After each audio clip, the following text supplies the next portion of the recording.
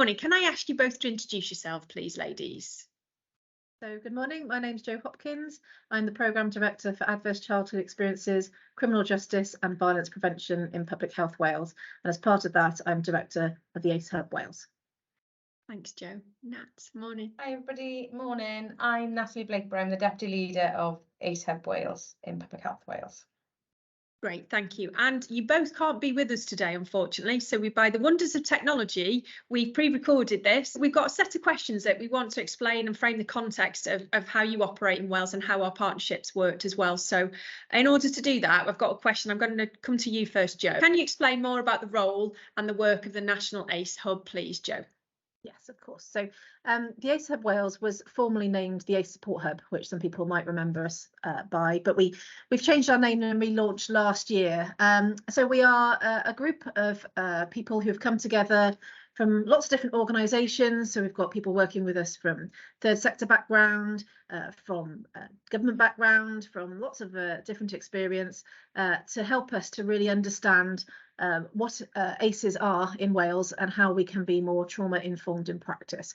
So one of the things that's key to remember here is that the ACE Hub was put together originally as a collaboration of a number of different organisations.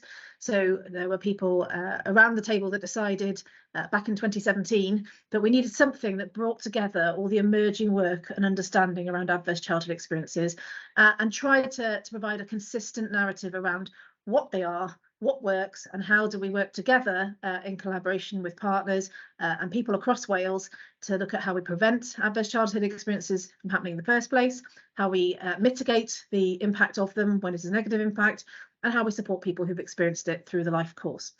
It's funded by the Welsh Government and has been now for a number of years, which has been really brilliant. But actually that funding has been predicated on the really fantastic partnerships we have, like with yourselves, which really bring to life the work that we're doing and what a positive impact it can have across all of us. So I've been here for 3 years, Nat's been here for a little bit less, but we have a really fantastic team of people now, as I said, from across sectors and different experiences and a very diverse set of ideas and skills, which we work with a number of organisations and partners across Wales to develop our work. Thanks, Jo. That was a brilliant introduction. That's really appreciated. Thank you. And Nat, I'm going to come to you now with another question.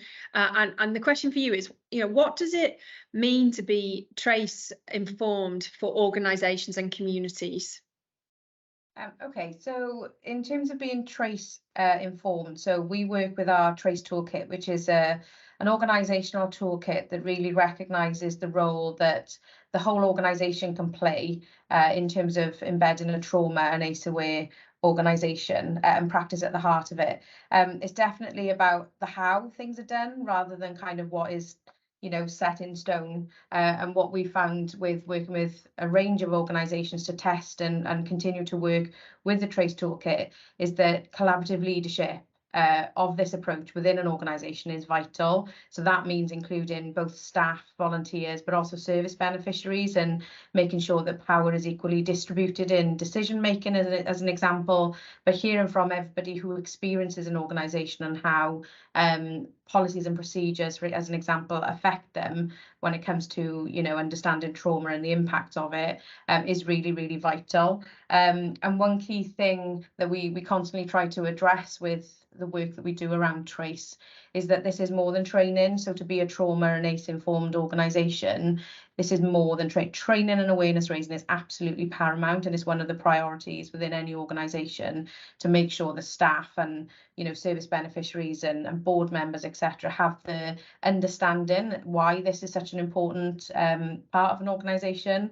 But actually it's the infrastructure and other things that work with training that make the most impact. So the ultimate goal of our TrACE toolkit is to achieve a culture shift, one that accepts that everybody can be impacted by trauma. It's all of our business to embed compassion and kindness in every interaction we have with other humans, and that then is where we really start to take that out beyond the walls of an organisation into communities. If we take what we learn from our workforce development training as an example out into our communities, because we have multiple roles in our lives. You know, I personally am a mum, I go to a gym, I use a library, I'm a student, you know, and I'm a, you know, a team member of an organisation. So everything that I do, I make sure that I use that kind of kindness and compassion beyond my role in my organisation. So that's when we start to kind of really start to take care of people around us and recognise that none of us are susceptible to impacts of trauma, and anything can happen to us at any part of our lives. And we know that how somebody responds to that can make all the difference, not just to that day, but actually our recovery from the trauma impact. So it really is, in terms of our TrACE toolkit for organisations, it's a reflective process, one that requires commitment from leadership and the governance structures and that kind of buy-in to understanding the why. Why are we doing this? And because it's never really a journey that's done, is what, you know, sometimes overwhelms people. But actually, this isn't about a tick box exercise. It's about constantly reflecting on our practice and the changes that we've made, and ensuring that those who come into contact with us are feeling the impacts that we're intending, and if not, we be brave and we change them again. So that constant review cycle mean that it's not a tick box and it's not something that's ever really fully achieved, which is uncomfortable, isn't it, for a lot of us. We kind of want a process to be start and finish, but to embed this truly, we've got to really address the kind of cultural aspects of this within any organisation. So I hope that answers your question, but I could talk more and more about it. It does, because that's what the community practice is about. It's connecting people on that journey and constantly balancing and checking what we do, and kindness, compassion being at the heart. And that's the value of a community of practice coming together on a regional level as well as a national level to share that. So that's really helpful. Thank you, Nat. Jo, I'm going to come back to you if I may. The National ACES Hub is doing a lot of work with partners, as you've explained before, and you've developed the National Trauma Practice Framework for Wales, which I know is a real big job of work for you to do in your team. Can you summarise some of the key salient points and learning from that process and that framework, please? I'll give it a go, Nina. Sorry, that's a very big question, I realise, Jo. No, that's okay. So the first point to make is that the ACE Hub and Traumatic Stress Wales collaborated in a leadership capacity on this. So we were both asked by Welsh Government to take a leadership role in terms of developing a national approach to trauma practice.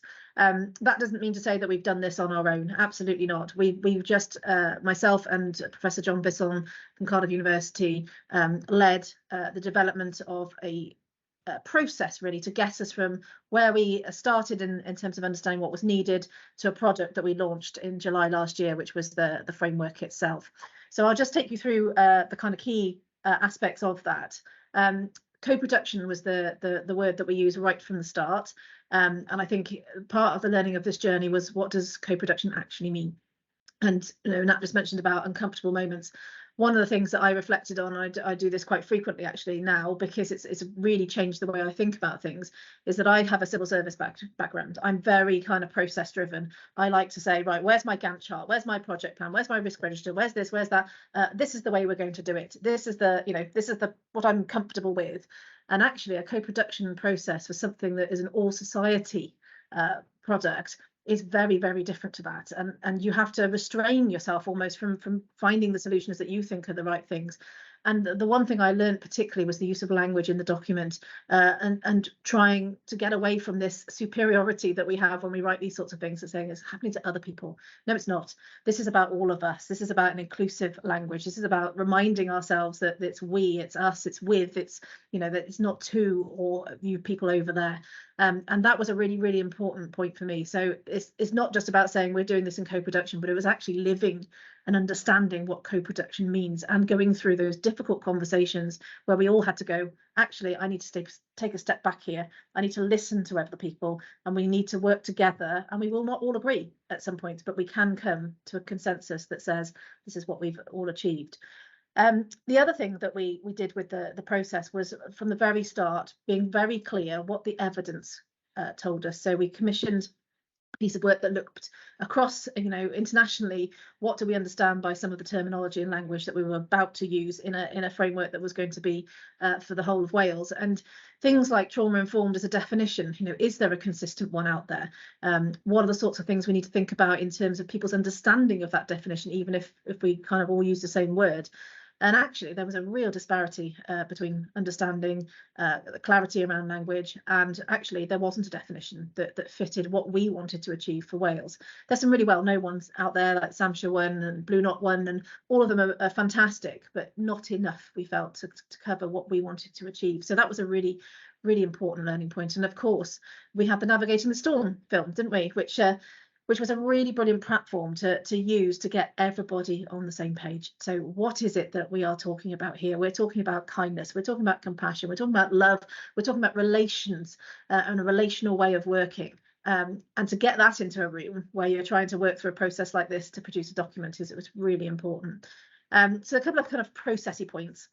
We established an expert reference group, which helped us to kind of really kind of get some real expertise around what is it that we're trying to achieve. And that's where some of that feedback came from, around the language isn't quite right, you're othering people, this feels like too much of a sort of a civil servanty document. How do we engage people? How do we work with people rather than sort of tasking or assuming things about how people would react to stuff? And it's really important as well to bring in those voices of lived experience, not just the lived experience person, but really listening to the people on that expert group. As Nat said, we are all people, we all have our own experience to bring to this, and as members of our own communities, and how do we ensure that we don't do that thing around sort of pigeonholing people into boxes. Well, we're going to talk to this group, and we're going to talk to this group, and that's what they said, because actually we're all part of these groups in one way, shape or form. So that was a really important point, that we've kind of gone from where we had an expert group to help us with this. Now, how do we turn this into a co-delivered product, which is you know, the question we're asking ourselves at this moment in time. So having done a co-produced framework, which we were comfortable with, and a public consultation, and all the bells and whistles that went with that, I think the point we are at now is, how do we turn this into a co-delivered implementation? And the big question we're asking ourselves, which I think is really important for the community of practice conversation, is this an operating model in order to, you know, the bit that I'd be more comfortable with? Yep, hey, we get our Gantt charts out again. Or is this a social movement, which of course it should be, because we're galvanizing hopefully everybody to come with us onto this and feeling that they can be part of it? Or is it both? Or is it something else? And I think one of the kind of really interesting conversations we've had, and it fits with all of the stuff we've been doing with this, is having to maintain that ethos of co-production through, you know, this point to the next point is actually quite hard. And trying now to live up to the principles that we've put into the document as well, and saying we will prioritise those marginalised voices, we will make sure that we are, you know, talking much more comprehensively about things like racial trauma, about gender, about historical experiences of trauma. How do we do that when we haven't done it up till now? And how do we do that in a co-produced way that lives up to those values? So that for me is, in a nutshell, which wasn't a very big nutshell, all the things that I think we're hoping to do. And a community of practice is absolutely vital to delivering some of that. I think that's a wonderful question and challenge for us to pick up in the session.